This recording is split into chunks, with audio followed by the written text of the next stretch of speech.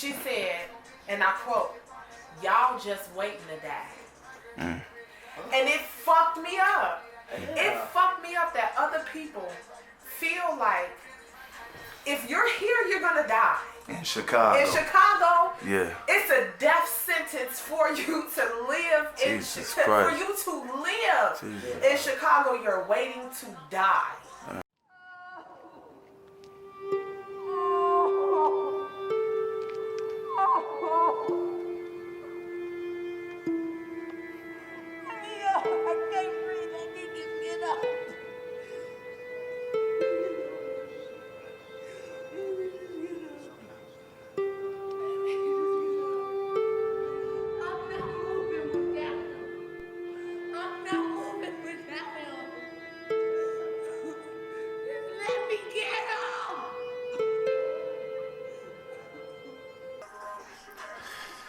All right.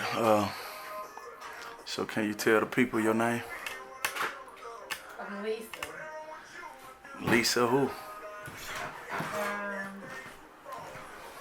The owner of the Trell, the big sister of Dantrell. Dantrell. Yeah. That's what I am. That's your brother, right? Yeah. That's my baby brother. Where is he now?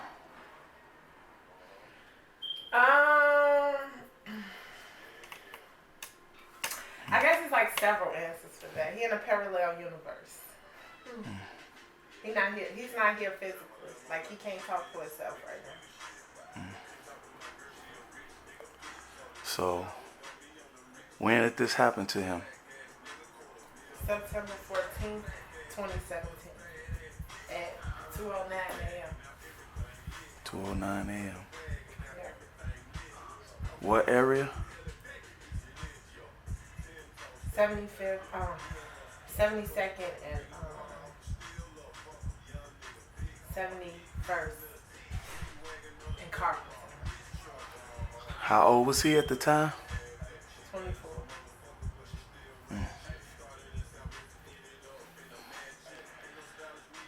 So, can you take me back when he was 3rd grade? How was he then?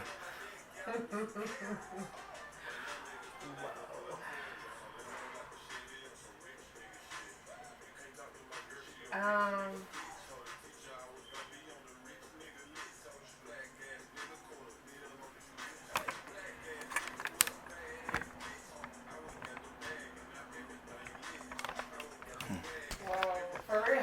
Okay. I'm sorry.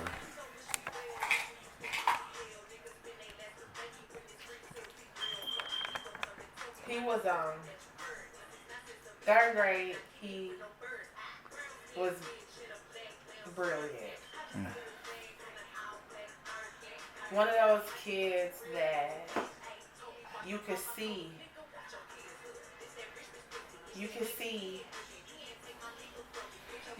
who he was or who he was supposed to be in the 3rd grade. He always had like this. He had this idea in his head that he was going to be amazing. Like, At 3rd grade, huh?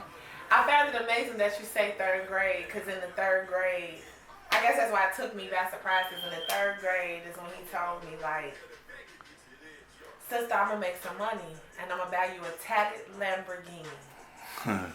In the 3rd grade. And how old were you then? So, I am 15 years older than my brother. Okay. No. Yeah, I'm 15 years So you was like 24. An adult. Yeah. So you was like, man, I love this little dude, right? You know, it's funny because when he said it to me, so you know, I grew up in Inglewood my whole life, right? Yeah. 71st in Bishop is where my grandmama had the biggest house on 71st Street. Right. Like she was boss as hell. Right. Okay. In the 70s and 80s when women weren't supposed to be boss. Right. Okay. Okay. So. My grandmother. Yeah, you know what I'm saying? Yeah. So, I I had moved out the neighborhood because I didn't want to raise my sons in Inglewood. It wasn't the same by the time I had my babies. But then I was rebellious too. So at that time, when I moved back, because I moved back to 7223 Morgan, a block, less than a block away from my mom. Yeah, right by Stag. Yeah. I had people stayed on that block. Yeah. So when I moved back, it was really just because I don't even know why the universe moved me back. I guess the universe moved me back because the universe and the creator understood that was going to be the time I was going to have with my brother. You know, my mother had a very tumultuous situation. So we wasn't seeing eye to eye, but the universe said come, and I went. So from that time all the way up until September 14th was very effervescent for me and my brother. That's a good one. You know what I'm saying? It was one of those type of fizzle type of things. You know what I'm saying? It was like, all right, come on, you know, what we gonna do type of situation. And at the time, I was escaping a relationship. Not necessarily that. I was just trying to make him understood that I was the present and the present, if you get it. So when my brother started spending more time with me, it was like, okay, you know, and I got sons at the same time that are his age or younger than him. Right. My oldest. And so them his nephews. Yeah. You know what I mean? So they like running like brothers. Yes. Okay. Yes. Okay. Yes. Very much running like brothers. So the night that he said what he said to me, my sons, their dad had went to jail. When was this? This was in June. This was actually June. I'm kind of pretty decent with the dates, actually. This was, I'm sorry, not June. This was July 16th. Right around his birthday is the 16th, and so it was right around his birthday. Okay. And I was actually... His birthday is June 16th? July. He's a Cancer? He's a Cancer. So, how old was he when he made his transition again? He was 24. 24. Yeah. He would have made... So that was your baby. Cause you said when he was 9, you was an adult. So.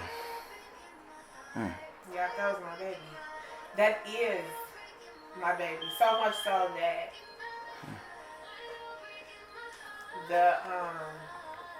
What do you feel about that? Like, you know, it's just so easy for somebody to take something that you love more than anything.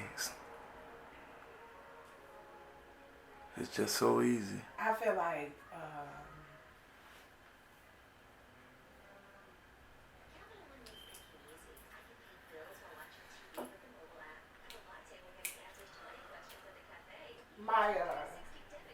I don't know if you know it, but my brother, he was an artist, right? And he was featured in The Source. And one of his very last songs that he made, it was called Strengthen Me. And in the song, he said that he didn't want to be a lesson. He didn't want to be a statistic. He didn't want somebody to speak about him and speak about him in a this is what you don't do fashion. Sometimes I want to scream.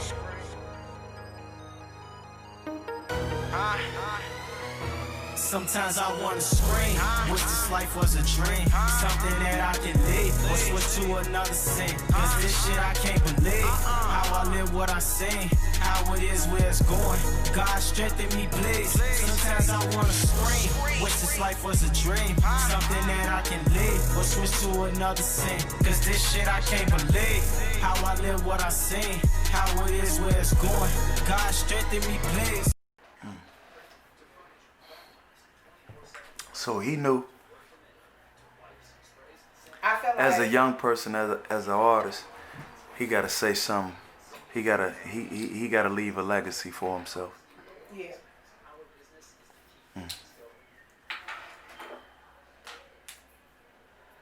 why it all seem the same here in Chicago. Like all these young people, they got the same goal, but it's like they hinder each other so much. Or Cause what is it? I feel like the young people don't believe that death is real. I think that so many people have raised their children on cartoons and people see Tom and Jerry. I'm gonna use Tom and Jerry because that's from our era. Right. I yeah, feel like no doubt. so many people use Tom and Jerry to raise their children, and the children see Tom get smacked over the head with a bat or a hammer, or he gets shot in the face with a Ruger, right? Mm-hmm. And he exploded into a million pieces, but then he's back for the next episode. That people have not taught their children that death is not only real, but it's permanent. Permanent. It's final. So they don't realize that when you subdue him, forever is forever. When you shoot him, like for example, my brother had a superficial wound that killed him. It ended him. My brother was shot in his lower abdomen, and the bullet that shot him exploded, and it ripped through every last single artery from his lower abdomen all the way up until his heart. So in my heart, I feel like what the Creator had wrote for his life was already there. It was time for him to go. But it didn't have to be that way. Right. You get what I'm saying? Right. Like I feel like when the Creator say it's time for you to go, right, it's time for you to go. And it don't have to necessarily be by a gunshot. Like my brother was scheduled to. And this was 3 years ago. September 14, 2017. And you have gotten to a point where you say it was the Creator's will, but it was perpetuated by someone that was evil. Yes. Right. Yes. That's how I feel. I feel like if the Creator had his way and the way in which he wanted it to be, that my brother would have been able to complete his trucking class, and maybe his truck would have rolled over. Damn. But I feel like that has happened to me before. My truck has rolled over. I feel like whatever demonic forces they were allowed to intercede in that. And so now, instead of us being okay with him just not being here, now we have to. Now we're faced with a task of who killed my brother, as opposed to just understanding that the Creator said it was time to go. Okay, before we get to that, because as you know, we want to know, like, you know, because the stigma here in Chicago is they don't solve any cases. They don't solve no cases. You know, it's just so many unsolved cases. That's why murder continues and continues and continues here. Because nobody gets caught, because the murderer keeps murdering. Let me tell you something. I have a friend that lives in New York. And my friend was coming here to visit. Just to visit for a weekend. And I've never seen a mother so pressed in my life. Now, understand, my friend is 30 plus. Okay. Her mother said the murder rate is 100%. Damn. That's what she said. She said the murder rate in Chicago is 100%. Are you sure you want to go there? And I looked at her mother. I said, do you understand that in order for it to be 100% that nobody can be living? She said, and I quote, y'all just waiting to die. And it fucked me up. It fucked me up that other people feel like if you're here, you're gonna die. In Chicago. In Chicago, yeah, it's a death sentence for you to live Jesus for Christ. you to live Jesus. in Chicago. You're waiting to die. That's not crazy. Very crazy. Other people feel like that about us. Other states. Other states feel like that about us. And she lives in New York. And she lives in New York. At that. She lives in New York at that. Yeah.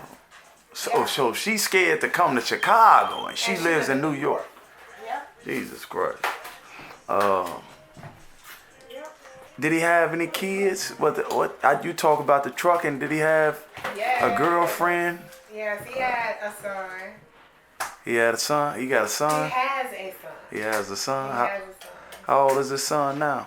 He's 5 now. Do you want to see him? Yes. I'm gonna call him and see if he comes. Hayden! They go say, man, they black for real. You damn right. You damn right. You damn right. Yes, we do hair, nails, makeup, all right here. Man, that's his son? Hey, baby. Oh, man. Look. Look it. Say hello. Hello. Hey, what's up, buddy? Say, my name is Dantrell Morgan. My name is Dantrell Morgan. Oh, he a junior? Oh, How old are you? That's beautiful. 5. I'm 5 years old. 5 years old. What's up? What you doing? Man. Take a picture, Ted. You want me to take a picture? Alright, let's take a picture. You gonna take a picture of me? No. Alright. Alright, see you later. I'm itchy. You had some gold. You said like gold on some of them. Yeah, you want to Just go. So, Well, he was 24. Yeah. He was in trucking.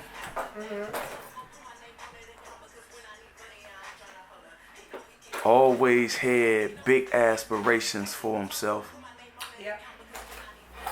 You know, right before he passed, he was featured. He was featured on the Source, but he had just got. Why would someone even hurt him? You telling me? Why would someone want to hurt him? Why would someone want to hurt him? What's going on? Why? So to be honest with you, I don't know. Please. I don't know. So the night that he went out. You think it's what if it's? I mean, what it has the police said? Is it jealousy? I know a lot of that goes around. If somebody thought he was affiliated. Nope. So my brother, the night that he was killed, my brother went outside with 2 of his best friends. As a matter of fact, 2 of his. So remember, I told you I'm 15 years older than him. Yes. The 2 best friends that he went outside with, they have been best friends since about the 3rd grade, which is why the 3rd grade is prominent to me, which is making me wonder why you asked me that. I don't know. That's my spirit. The friends that he went outside with, he went to Guggenheim with, they were best friends since the 3rd grade. What Guggenheim that on 69th? No, 71st and Morgan. 71st and Morgan. Yeah.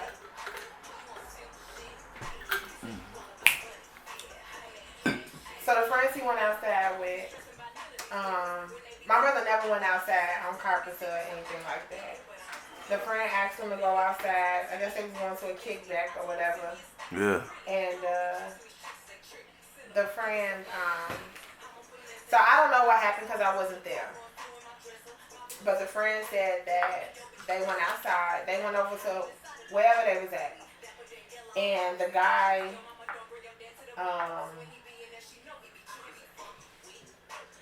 my brother said he was ready to go. The 2 friends that he was with, they, one friend went to the store.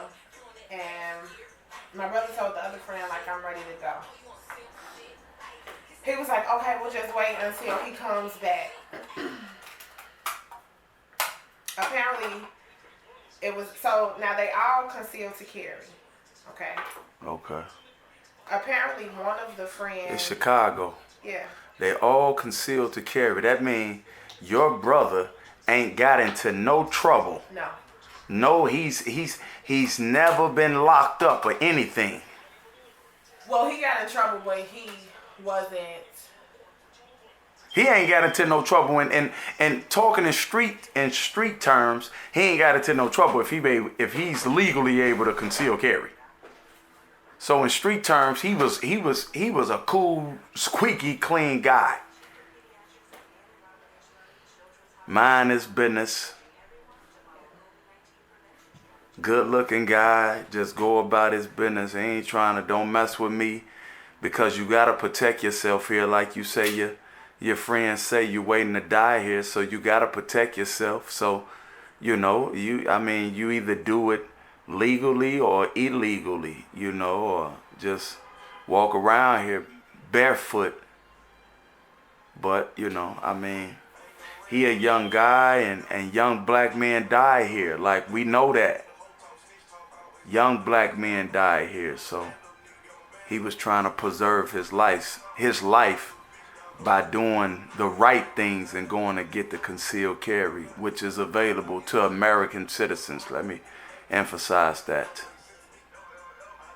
Irregardless of their color. Yeah.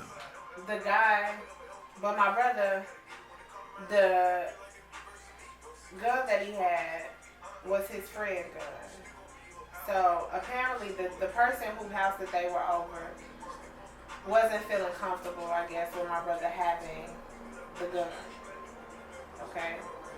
Now, my brother is not the type to, he's not one of those type of people that's like, you beat me up, I'm going to shoot you. You get what I'm saying? He's one of the people that, Say that again. Say that again. He's not one of those type of people that feel like if you beat me up, I'm going to shoot you. Okay, that's and he's fair then. He's very fair. He's fair. He's very fair. Because a lot of these guys that live here, they're not. Yeah. Okay. So this particular night, they were out, and the dude told him like he didn't.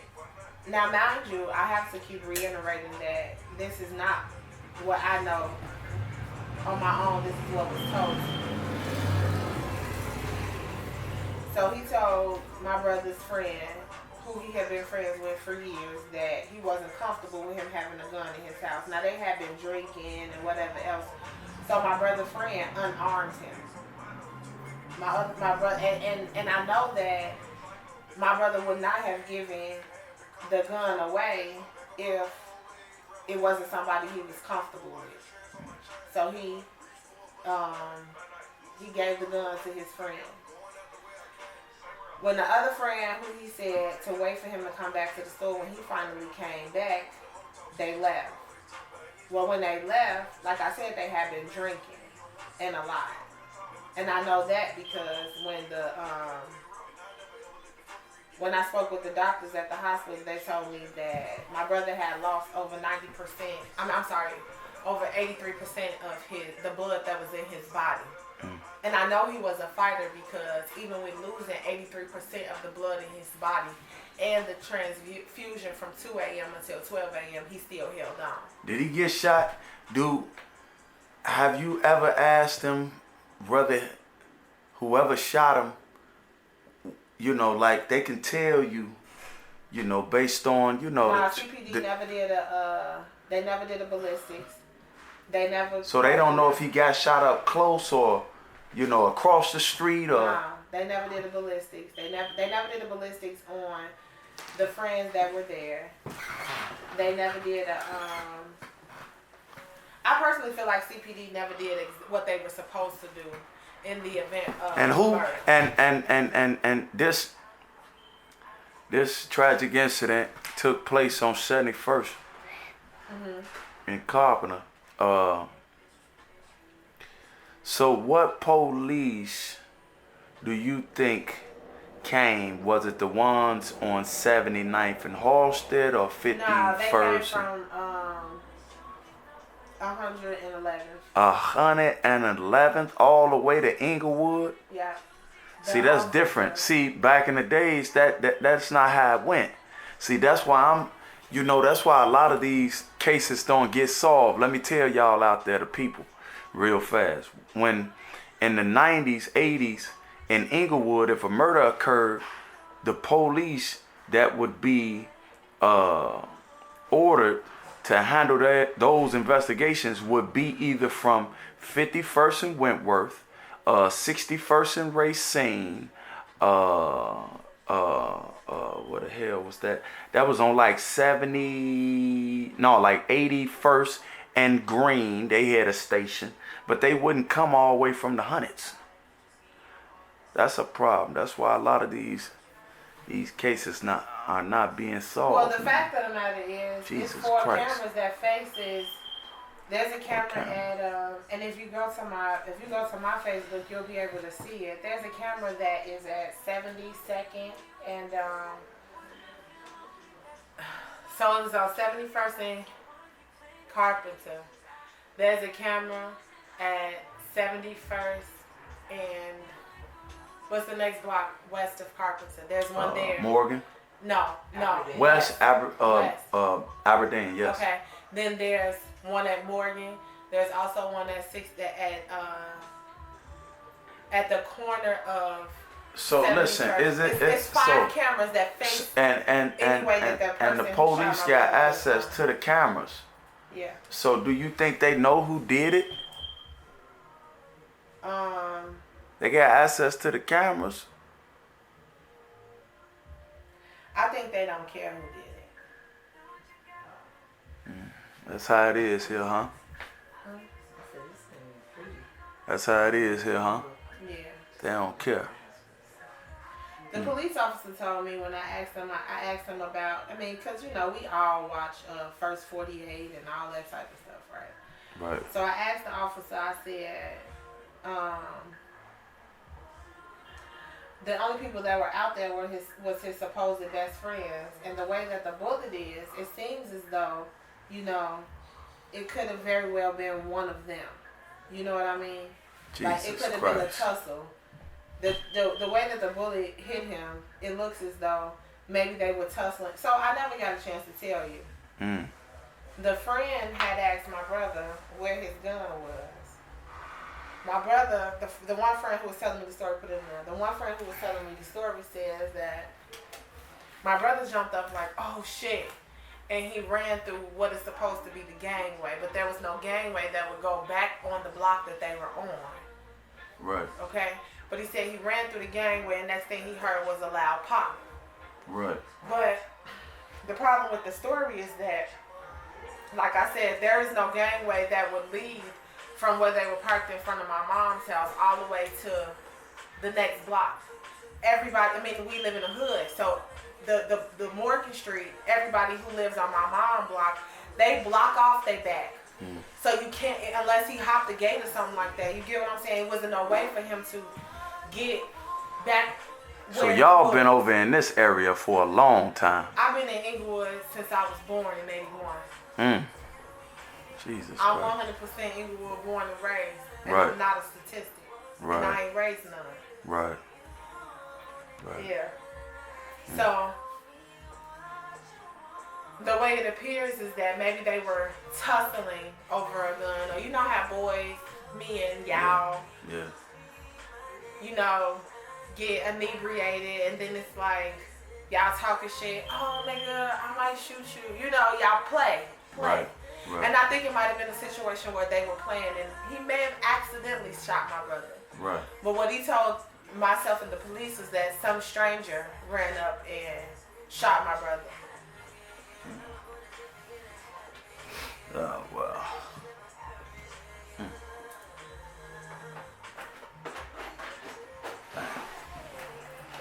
Oh, man.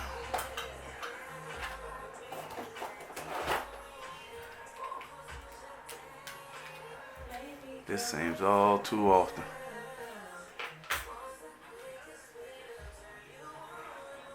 How many people got guns here? Where? Everywhere. In Chicago? Out of 10 people you see, how many do you think got guns? When you walk outside and you count 10 people, how many do you think you got guns? Well, does it depend on the area? If it's 10 women, Yeah. probably 7 of them. 7. If it's 10 men, Yeah.